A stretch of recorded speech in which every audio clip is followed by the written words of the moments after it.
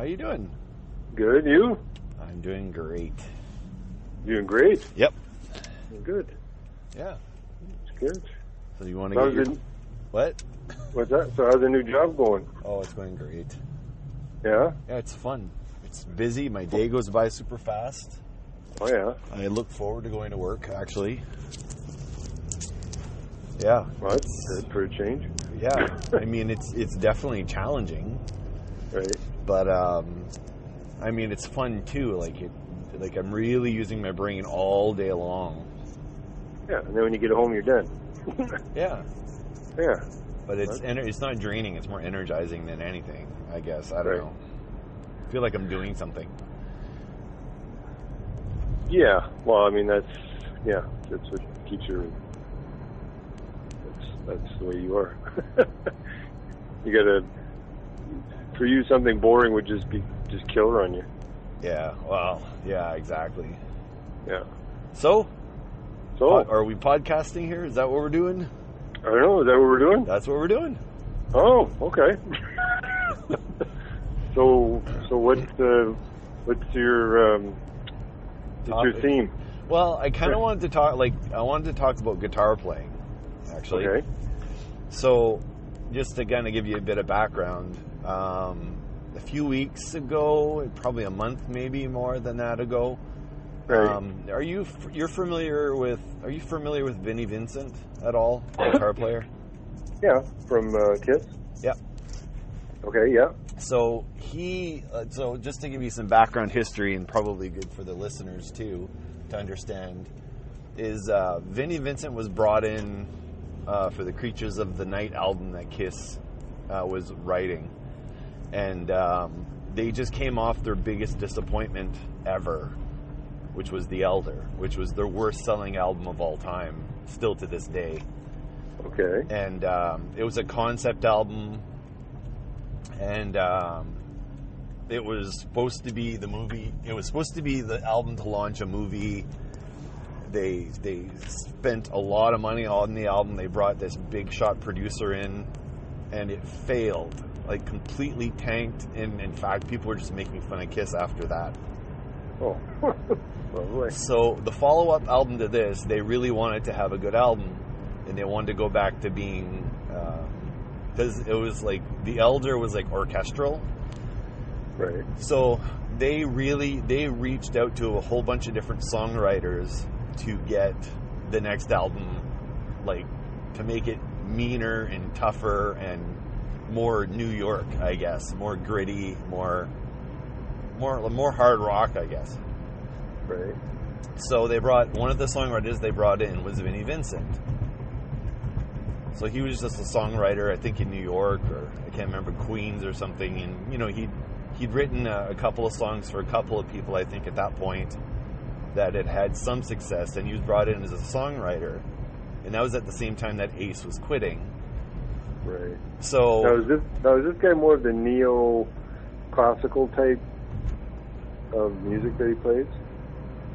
He's a shredder for sure. Like he's not from the Ace Frehley school of guitar playing, that's for sure.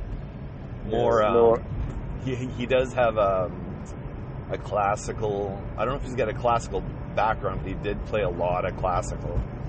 Actually, you know what? Back in the 80s, I had applied for, and this was a money order. And in the guitar magazine, it was the Rock Method or something or other, and it was from REH Productions. Oh, yeah. So what would happen is it would come in a plastic case, and you'd have spots for cassettes. So it would have like 6 cassettes or whatever it was, and it would give you some sheet music. And he actually would teach you, and this was before the dawn of YouTube and oh yeah, this is the only way to get that back then. VHS, that type of stuff. So this was just not audio. So this was it was kind of a step ahead for teaching, I guess, other than just tab by yourself. You could actually have the tape, and he would tell you and explain to you how everything goes. So it was pretty interesting. Anyway. I kind of sidetracked you there, but go ahead. Yeah. Well, did Vinnie Vincent do one of those? I believe it was Vinnie Vincent. Yeah, I'm assuming he would have. he was in Guitar Player magazine and you know, all those different magazines that, you know, multiple times. Right. So he was brought, like, he wasn't brought into the band as a guitar player, really. He was brought in as a songwriter, and they were auditioning all these guys for guitar. I think they even had Rick Derringer, I think, was even, you know, helping them out with guitars and stuff, because Ace wasn't showing up.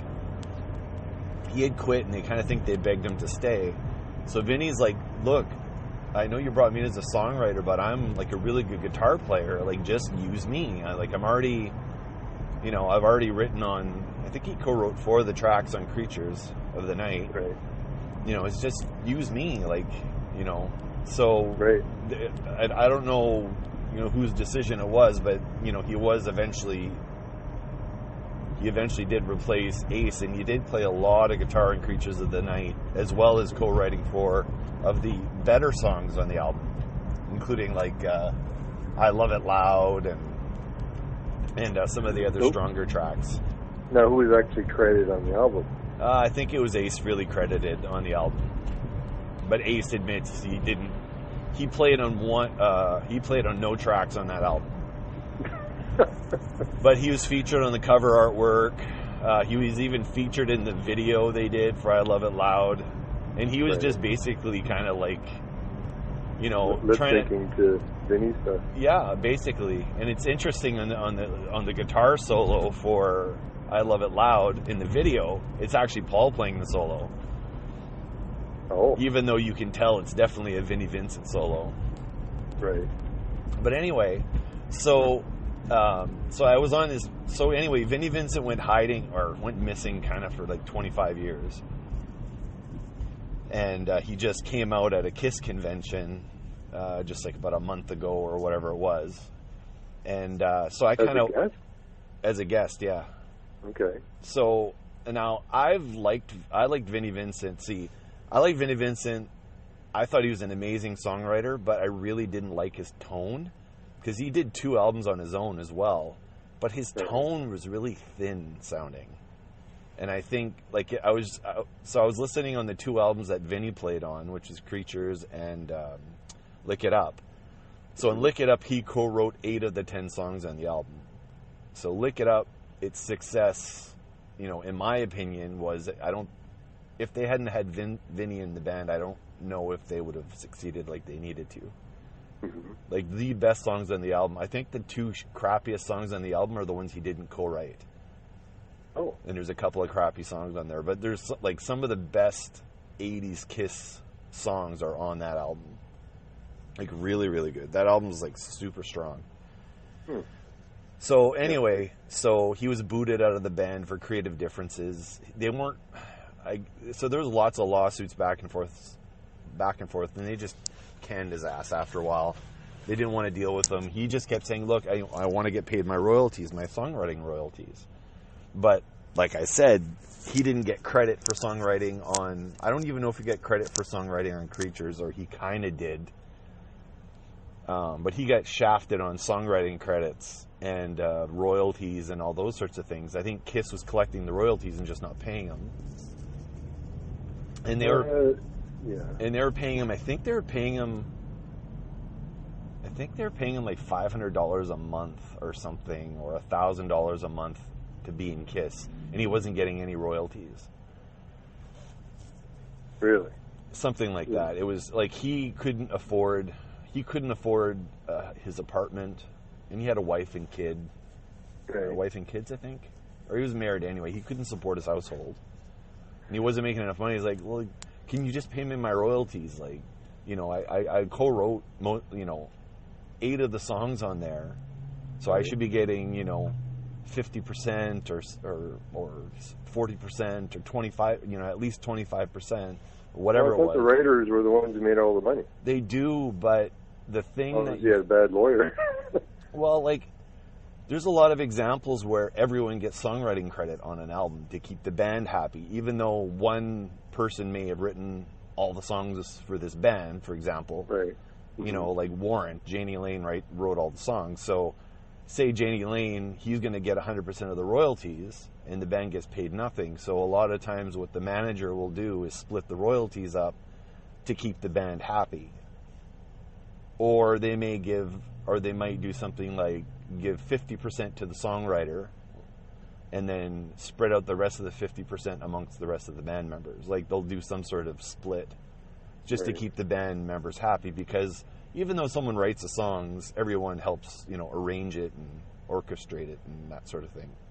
So anyway, he got shafted a lot, and Kiss do what Kiss want to do, and I don't know who's right or wrong in the lawsuit, but he came out and I watched, all the footage from the convention and stuff, and then I'm like, yeah, he was a good songwriter, but I don't think I gave him a fair shake back in those days, because he was a shredder, and he was kind of glammed out, and I'm like, I don't really, I liked it because he was a Kiss guy, but just the production, the way it was recorded was really, had this really, I don't know, like an air raid siren sound to the guitar that you couldn't always make out what he was playing.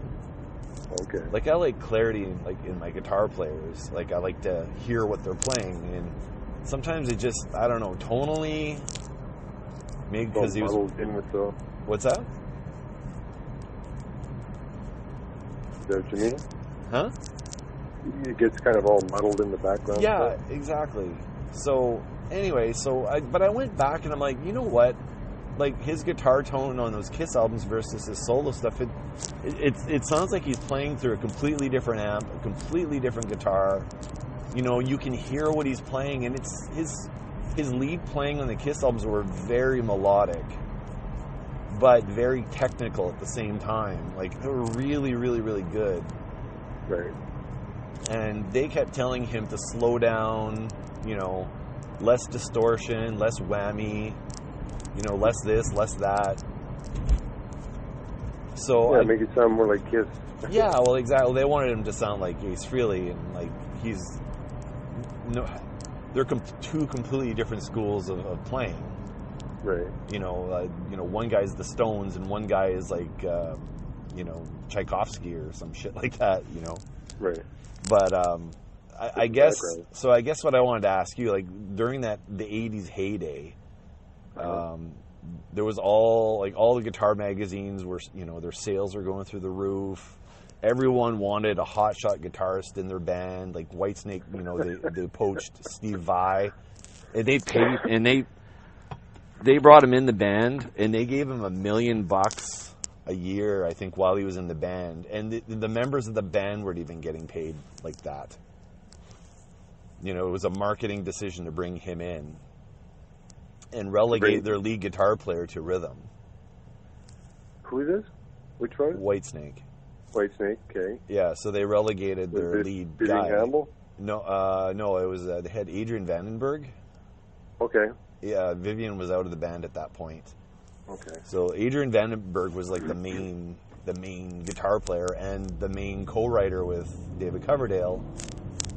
So basically what I was saying, like even Whitesnake, they pushed their lead guitar player down to get a Flash and Balls guitarist like Steve Vai to help sell records, because it was the trend at the time.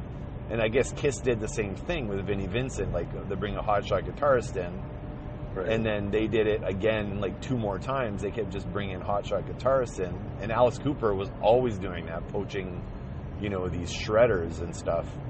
So I guess, what's your opinion on the whole shred scene of the 80s with the lead guitar player getting all the... Here's the basic picture. Okay, back in the 80s, as soon as the glam hit, it was just wow, right? It just hit like gangbusters.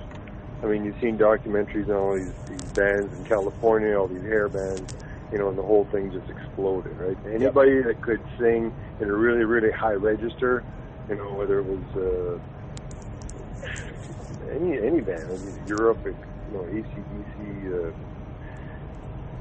Journey, like anybody who could hit those high register notes, Poison, and I could just name them on and on. Like in any hair metal band back in the 80s, like the singer always had a high register, pretty much. Oh God, yeah. anyone you could think of. Yep. There may be a couple of exceptions, but okay. So when you're young and impressionable, right? When you see this, and you see and they get the big hair, and they get, they get, the women everywhere because they're trying to sell it, right? Yep. And they get the music and the lights, and just the whole lifestyle. And what they do is they glam it, and then they publicize it to death. Yeah. Okay. And when you're young, that is your world, right? Yeah. And that's what you see. And the weird thing is when you get older and you look back and you watch these documentaries, you go, you know what? These are people just like you and I. I mean, it's all the background stuff that they're doing that just throws people right to the screen. It's not their personality. It's more of a persona. Yeah. And with the flash guitars, I mean, that was the thing. It was like as soon as Hot for Teacher came out, or Panama, or Jump, or any the Van Halen stuff, as soon as that started coming out, in my mind, that's when the whole scene kind of started to hit. Because I mean, it went from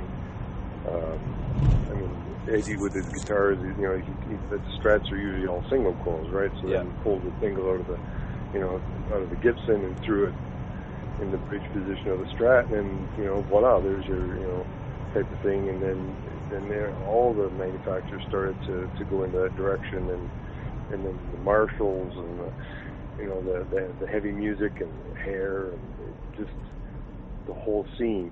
When you're growing up and you're seeing like that, your eyes are just huge, and your mouth is hanging open, going like, wow, like to be part of that. You looked up to that. Oh yeah. So any of these flash guitars that come out, like Steve Vai and Satriani and Eddie, and all these guys, when they played, they were just so unique at the time when they came out, and they did it so well. And it's just the tonality of the amps and the way they captured it. I mean, they just captured your heart in a way. Like they would just envelop you, and you'd be like, yeah, that's what I want to be, and you look up to that, and that's what you try and strive for. Of course, when you're young and you hear these songs and you really want to play them, and you go out and like the guitar magazines, guitar player magazines. I mean, they had, back in the day when people started turntables, they had those little plastic insert sleeve things. You pulled it out and you could play it on your record player. Yeah, I remember that. I mean, nowadays I think they throw in a CD or a DVD or something like that. Yeah. I haven't bought any for so long, but and back then, I mean, all the covers were just covered with all these hairband guitar shredders, right? Yeah. And they're giving them, okay, well here we want you to. I mean, Eddie, I don't think I ever heard of Kramer before. They showed up and went, okay, we want you to play our guitars, type thing. Where when he started, when he's at a place where he's just kind of piecing together parts, to put together something that's going to work. And I mean, same with the one that played with Ozzy. Randy Rhoads? No. Or Jake Ely? Jake Ely, sorry. I think he was the same. He was in the same situation. He didn't have any money. He just kind of put this thing together. And then, they came up, later on and said, what Signet guitar will make, which is nowhere near the same quality as it was that they started with. So, I mean, what they started with is pretty much just, they try and sell these guitars like, here, you'll be able to play like this person if you buy this guitar, which is a bunch of horse crap, right? Because it's all marketing. I mean, you can go into wherever and pick up, it doesn't matter what it is. I mean, you can shred on it. I've seen videos on YouTube where they're playing, these really heavy songs on these little Sears or whatever, these little toys, and they're hilarious. Yeah. And the thing is that they can make it sound like that, and all you need to do is put a little bit of production in the background, and that's all you need. Yeah. You don't need all these big amps and fancy guitars and whatnot. I mean, it's more, you want to buy something that's, that you can play. It's not like a tree trunk with something you got to, So are you saying like this is all, like all this 80s proliferation of like all these guitar players and stuff was really just marketing tools, and it became popular because it sold guitars and people wanted to sound like these people, so it was just marketing to sell, particular brands and all the brands were fighting over each other, and then endorsing, like, even the worst guitarists of all, I think, were getting endorsement. Like, everyone was getting endorsement deals back then. Well, I knew they were signing on bands like Left, Right, and Center once they figured out what it was that sold, and they wanted to get these singers that had these really, Sebastian Bach and and getting these guys out there and sing. But I truly, honestly think the '80s was the guitar shredders' time. Yep. If you were like prior to the '80s hitting, when all this kind of blew out, and you were in the scene and you were growing into it, if you were fortunate enough to get signed or be good enough, to be signed or be lucky enough to be in a band, I think a lot of it is the right place at the right time for some people. Yep. And then some other people, it could have been management. It all depends on because everyone's different, right? Everybody approaches it in a different way. And the ones who market it to death pretty much, rule the roost. But I bought so many. I still have stacks of guitar magazines or somewhere. Yeah. And you see every once in a while someone in Kijiji have a whole bunch for sale. Yeah. But you still can't get, like, even if you look up tab online, it won't give you. It'll give you someone's transcription of it, but not necessarily the correct one. So I kind of like that aspect of it and having it on hand, just in case I ever run into something that I wanted to learn. So. I think it was interesting, though, like, it was kind of a thing that, oh my God, like, these guitar players are hot now, and then every band, I found that, like, the record labels and the bands themselves are like, I don't know, you either, they may have had a band, with a couple of good guitar players, but they'll get rid of one guy and try to bring in a hotshot young kid who, A, looks good, B, can shred, might not be able to play in time, or may never be able to play the same solo twice, like that sort of thing. Like, Kiss, back on the Kiss train here, Kiss brought in a guitar player for the Animalize album, Mark St. John, and he was brought in because, hey, you know what, we got rid of Vinnie Vincent because they had issues with him because he actually wanted to get paid. But they then, we need a shredder in because it's the 80s, man. If we're going to stay relevant as a band, we can't have our meat and potatoes Ace Frehley type playing. We need a shredder. So they brought this guy in, and the guy was a good shredder, but he wasn't a good musician in terms of he could never play the same thing twice. Like, he could solo and he could improvise, but he could never, learn a particular solo and play it again, ever. So they had a hard time with that guy. Like, they had a really hard time. And I think, just from, my layman's perspective, I think there was a lot of guitar players that could shred and play really fast, but they weren't necessarily good musicians. They just, they could just play fast. But it's like a drummer that can play fast. He may never be able to play a swing beat, but he can play really fast, but he can never play in time. Like, do you find like that? Was that the case with the guitar players? All the guitar players that were hotshots were all like 18 in and around that area. Yeah. So the maturity level of a lot of them was probably not there musically. So you can only, you can improvise and be a great improviser because I play by ear mostly. So for me, it's always improvisation. I'm always changing things up until I find something that clicks, and then once it clicks, I usually stick with it. Yeah. You can kind of play around with stuff, but it depends on the individual. What do you mean in terms of playing or in terms of tone? Like, what are you referring to? That you'll stick with something? Say when we're writing something, and I'll listen to something that we had played, last year, and then I'll watch us play it, like say this year. Yeah. And I'll go, oh, I changed something in the song because I was actually watching our videos from the beginning, and just to see how things were kind of changing and progressing. So, and I noticed that a couple of the songs have changed a few things in the way I play it. Yep. Which I like better now because it kind of fills it in better. Yeah. But as to say playing it different every time that I played it, no, you got to have some, what do you call it, stabilizing anchor of a song. You can't. Yeah, you can't change it every time. Yeah, I'm going to start putting a bunch of slap stuff in there, just, Well, I like it when you play slap on that bass. To funk it up. But I think like like what you're saying too, but the singers, like all these singers had this high pitch, and then all the guitar players were these young wonderkins that that could play really fast. But I think what they failed to see, like with the the emergence, I think you're right in saying Van Halen. The emergence of Van Halen was, okay, well, you got the guitar player who looks really freaking cool, and Eddie always looked really young, and and he's and then you get David Lee Roth, like the fritzed out hair and the crazy spandex and shit like that. All the hair bands that came after that were emulating Van Halen, really. And pretty much, but I mean, the Doors, like all the bands back then all had long hair.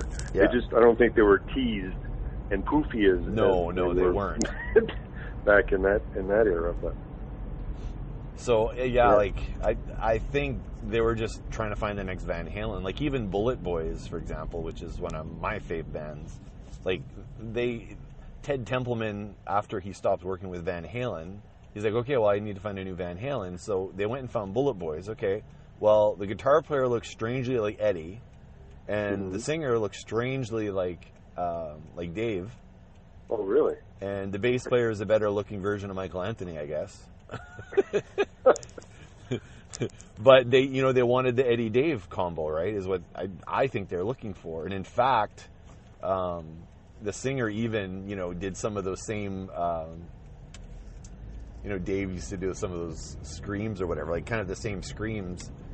The only difference was the guitar player, although he was good, he wasn't Eddie Van Halen, that's for sure. But the singer was a far better singer than David Lee. So, but I mean, they look the same. It's like, okay, well, let's try to, I don't know. It, like I like originality. I do. Yeah, it's kind of like when you were talking to your cousin Danny, and you talk about now they just kind of spit out music. It's all algorithms. I mean, what works and what doesn't. All these BPMs and with this mood and all the psychology involved and all that stuff. It's kind of the same, but the mentality back then of how they would do it. Yeah. So they would say, well, what works? Well, this works. Well, this guy has blonde hair. This guy has brown hair. Yeah, but I mean, as slight and as I think that. it's. Yeah, and I think and I think people do that, across the whole broad spectrum, whether it's, that or hockey or whatever. Like everybody had a way of doing things, and then they kept trying to outdo, and then eventually everything kind of progressed to the point where, okay, now everybody's doing this. Yeah. To get the end result, which is a shame, because now you've taken the whole, thing of music, and you've just kind of made it just a big mosh pit of the same stuff. Yeah. Yeah. So after this whole gamut of hotshot guitar players, something happened to the music industry, and the hotshot guitar players were kind of falling out of fashion. I think it's when Nirvana started. Yeah, well, I think the grunge movement. I think it kind of started just a little bit before that, but I think it was. I think Nirvana basically drove it home. But I think what was happening, it became a parody of itself, and you'd have all these guys playing as fast as they could, but they actually weren't really any good. It's just like, I'm just going to play as fast as I can, and then the singers were, their hair kept getting bigger and bigger and bigger. And I think it just self-destructed. And I really think the music industry set about its own self-destruction by, just oversaturating. Like no offense, but, Poison doesn't have a shredder for guitar player. And then all of a sudden he kind of had to be a shredder to fit in. Well, I mean, that's what they do for a living. I'm sure they kind of progress in their playing. It just kind of depends on where they're at and or if they did want to progress or not. But I believe that once the 80s were over. I think the stock in makeup and hairspray and all that stuff dropped significantly, and all our shareholders for Revlon and all these places were probably just having a shit, fit over it. Yeah. But yeah, as soon as the music changed, the look obviously changed. It went from spandex, big hair to just grubbies, just jeans, ripped jeans, and just mop head, and it wasn't anything. I think they were shooting more for music instead of the look. Yes, the music was actually mattering again. Yeah, and they kind of, it kind of switched the type of music, but I think it went okay for a while, and then it just kind of dropped off because if you listen to now, it's like you're listening to, people want to play guitar like Taylor Swift. Like it's changed so much in the way that music has gone. I find because you're getting all these bands from way back then. Even Black Sabbath. They had the reunion. I know they're trying to bring stuff back, and then these other bands that you would have never thought. Figured, everyone else is doing it, and why don't we? Because I don't know what the royalties. I'm assuming that they don't get the same amount of royalties when there were hits. So I'm assuming they're going to be, if they didn't invest properly or whatnot, they would probably be looking for more work. But it's funny, because they get paid a lot, signing bonus. We'll give you $1 million up front if you guys, reform. But you got to remember that. Unless you're actually, current. Then the money's just not going to be there. It'll be there at the beginning, and then when things wear off or genres change or just I think Zeppelin was offered $100 million to reform or something ridiculous like that. Get together, yeah. Well, once the drummer passed, that was it. That they had, and I remember hearing them saying in interviews if something ever happens to one of us, that's it. Yeah, we're not performing anymore because it won't be Led Zeppelin. It'll be, just kind of a shoot off of that with an extra person. Where other bands, some of them, switch players, as often as they change their socks. So it just kind of all depends. And some people they just use studio musicians for whatever they're doing. So, and those guys, they're excellent at their craft. And they actually went to school for it, and they're very, very good, but they don't get the recognition that all these, everybody that's in the spotlight anyway.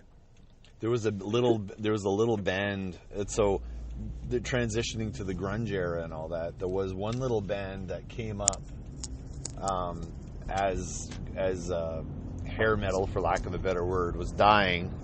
Yeah. In 1987, I don't know if you remember who it was. Who do you think? Is it a well-known one? Yep. Like Firehouse or? No, Guns N' Roses. Wicked. What's that one with? It's like a clown on the front. Oh, Dangerous Toys. Dangerous Toys, yeah. There's a whole bunch. These are bands that you introduced me to only because you were getting rid of your old cassette tapes. But these were bands like that were good. They actually had good musicianship. They kind of got lumped into the whole hair metal thing, but they weren't really. They were just rock bands. They weren't. Somehow they just got lumped in that, and it's you have to have. You have to have your Eddie like Iron Maiden had, or you had to have. I don't know. They had to fit within the convention, and they kind of did. But those bands all died out. All those good bands like that all died out. A band like Dangerous Toys were really, really solid. To me, they were never a hair band. And a band like Tesla, for example, they weren't about being pretty boys at all. Those are kind of, not good looking dudes. True. Yeah. Yeah, and I like Tesla. They're excellent. Yeah, but solid musicians. It's funny, like some of them were able to ride the coattails of the flashy looking bands that may not have been that talented, but the talented musician bands actually kind of rode on their coattails in order to get signed. It kind of was backwards, I guess, in the end. But then in 1987, like before the whole grunge thing happened, 1987, Guns N' Roses put an album out, and they weren't glam, but their first video, their hair was teased up to the moon. Yeah, because back then that was the thing. That's what you had to do, yeah. All their image consultants or whatever they use, I'm sure, as time goes on. If you look at bands back in the 80s that are still relevant today, you can tell that they've obviously changed their look. Oh, yeah. To reflect the times, because obviously, I mean, you can't... There's not that many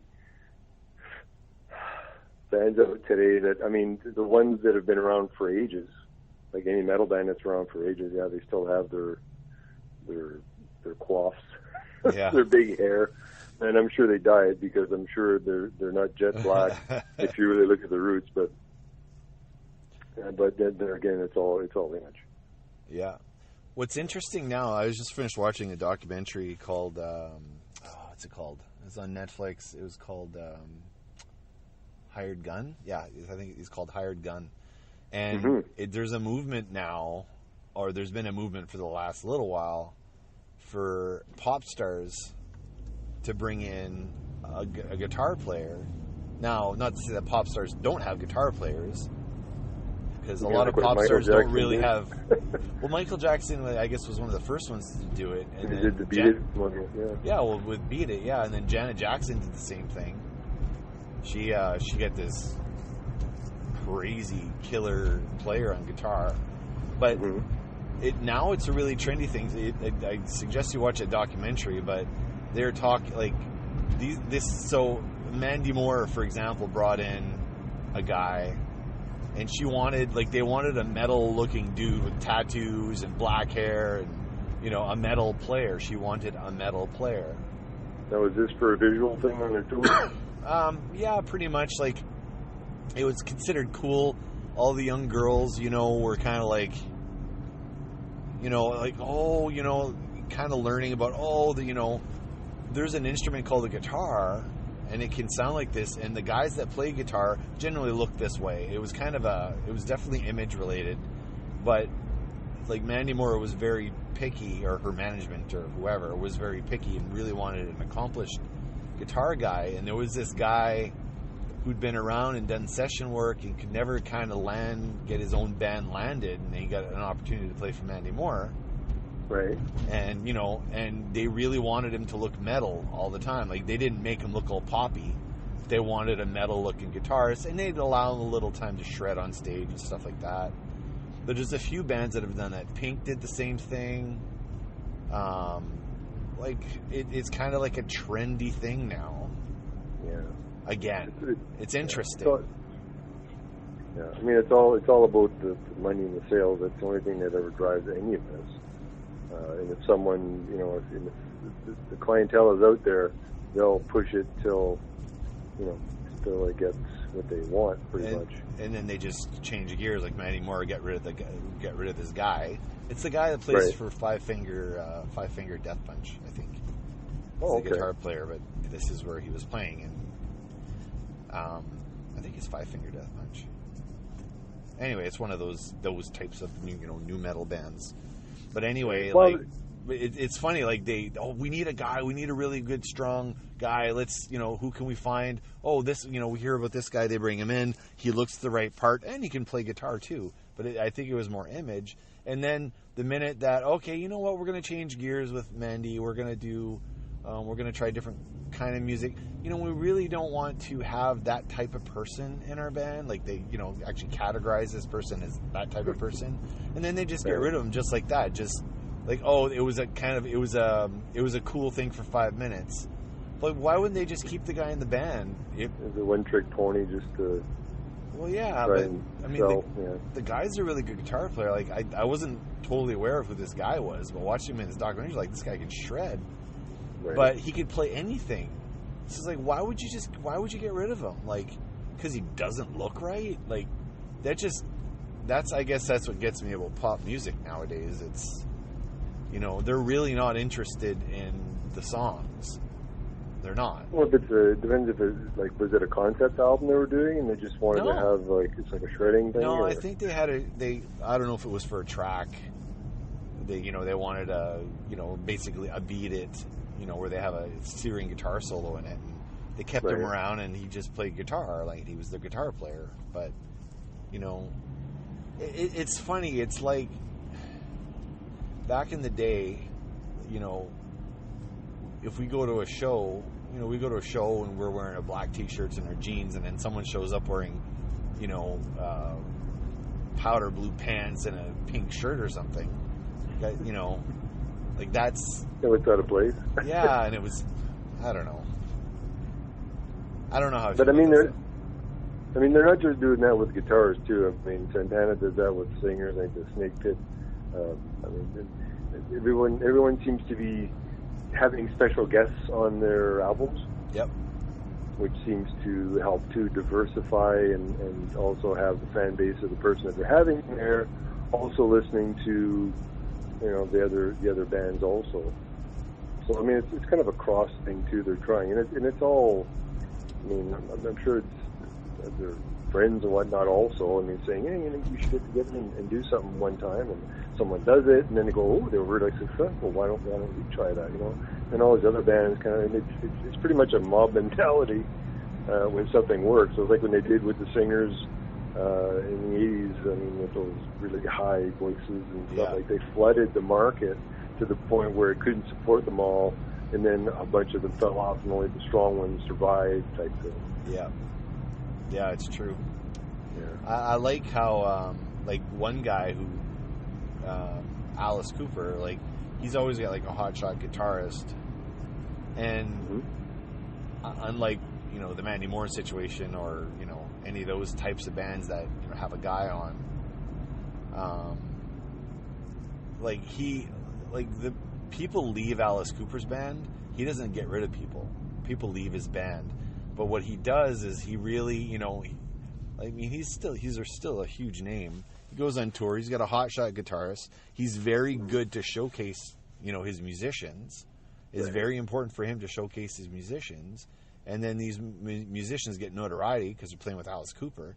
And then maybe they can make a go at it at their own band. And he gives them their blessing. He's like, hey, Alice, we got to, I'm going to quit. I really want to push my band now. And he's like, hey, by all means. He really pushes them and endorses them. And, it's like that's the right way to do it. Like the pop stars that are using musicians are using great guitar players. They're not doing it the right way. I don't know. It's kind of unprofessional, I guess.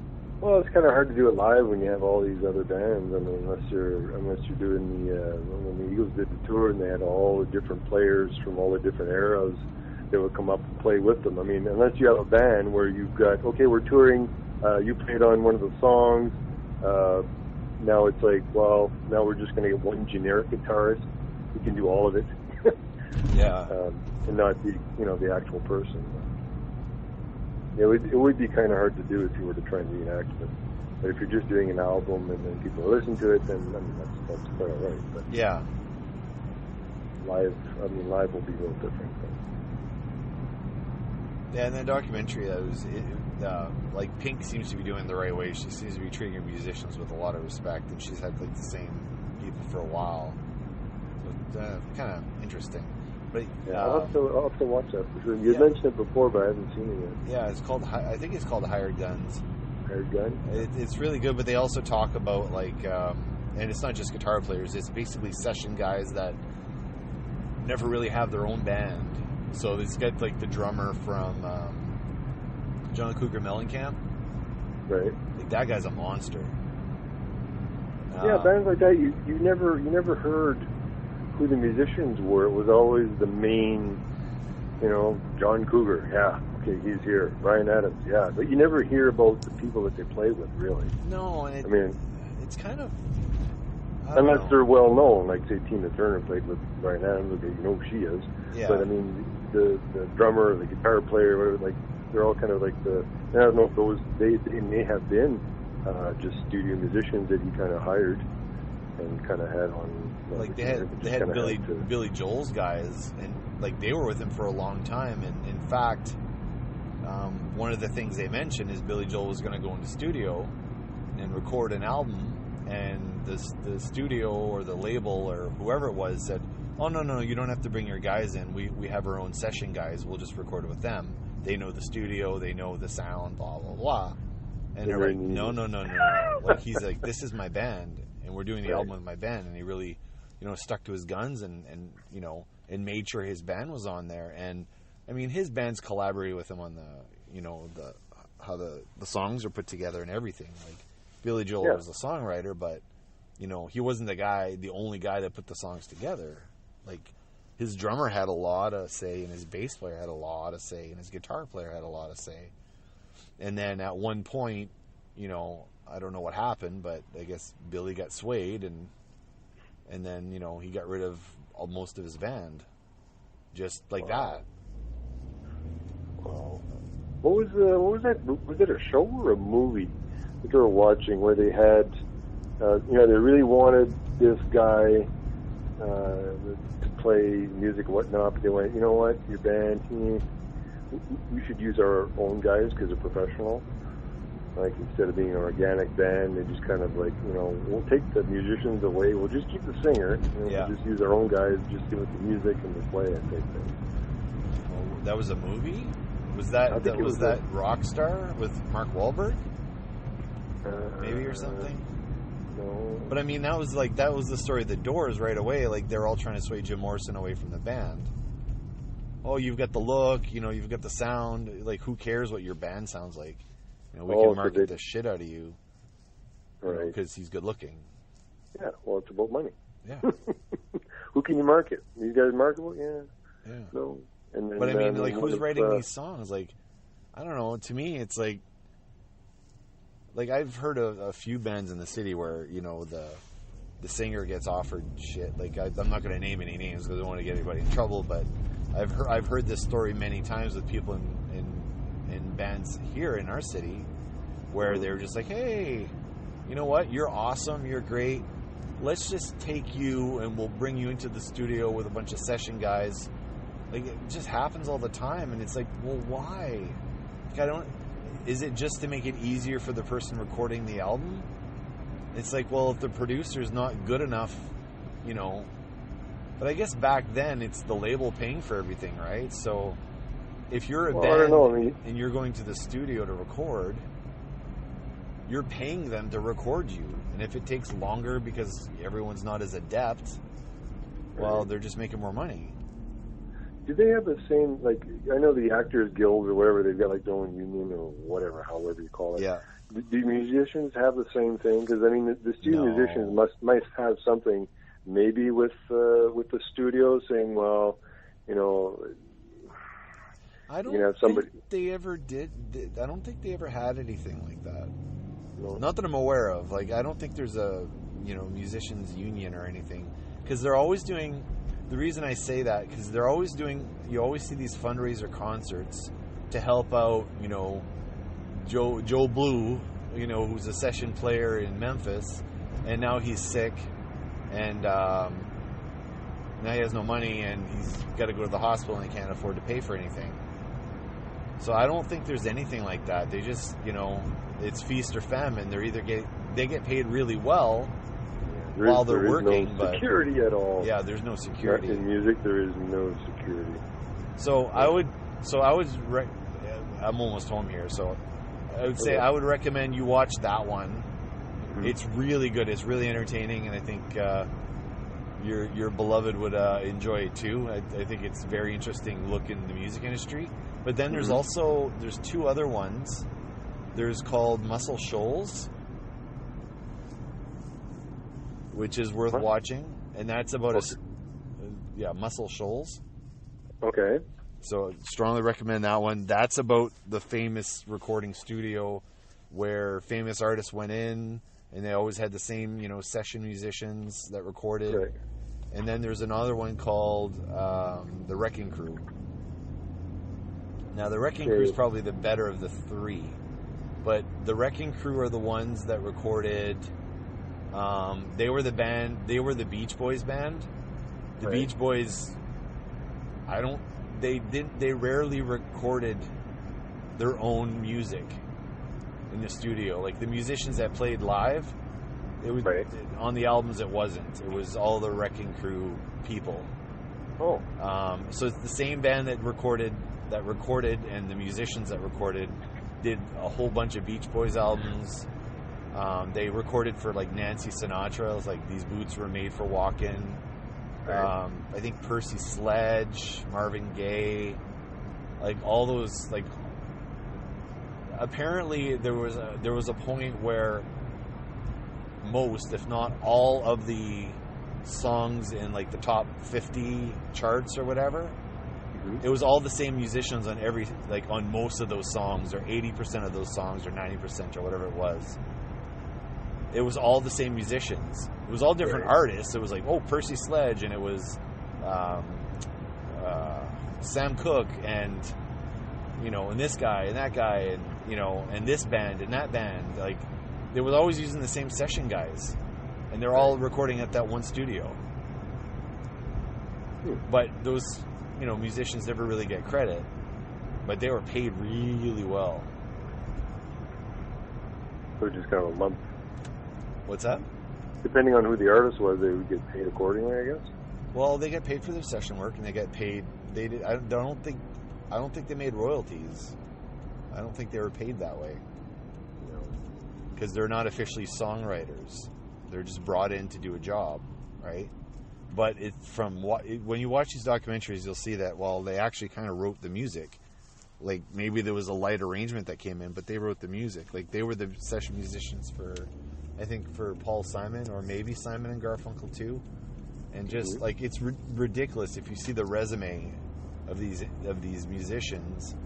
These musicians should be talked about in all the music magazines more than anyone else. It shouldn't always be about Led Zeppelin or Guns N' Roses or Van Halen. It should be these people, because they could play any style of music. They've had more number one hits than anyone. Right. You just didn't know it was them. Exactly. So it's I don't know.